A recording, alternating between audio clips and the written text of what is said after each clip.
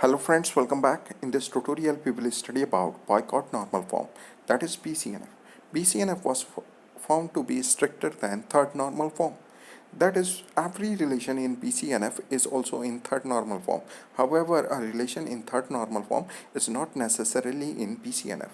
A relation schema R is in BCNF if whenever a non-trivial functional dependency X implies A holds in R, then X is a superkey of R. Consider this schema. This schema R has four attributes A, B, C and D. Here A is a primary key. Now suppose in this schema this functional dependency holds. D implies B. Here A is a primary key and the combination of attributes B and C forms a candidate key. So this functional dependency D implies B.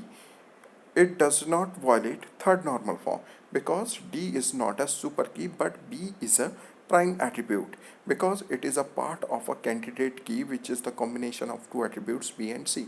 But this schema is not in BCNF because D implies B violates BCNF because D is not a superkey. So what happens in BCNF? In BCNF, whenever a non-trivial functional dependency X implies A holds in R, then X should be a superkey of R. So in this case, this functional dependency D implies B, it violates the property of BCNF because D is not a superkey. So we will normalize this relation schema R into two relation schemas which are in BCNF. So what we have done, here we have done decomposition.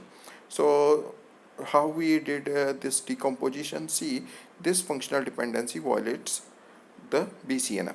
So because of attribute B, this relation schema is not in BCNF.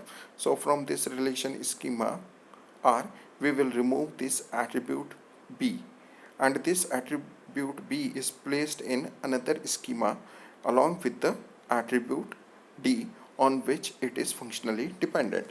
So this relation schema R, which was not in BCNF, is decomposed into two relation schemas R1 and R2. R1 is formed by removing the attribute B from R, and R2 is formed by putting B and D together, right?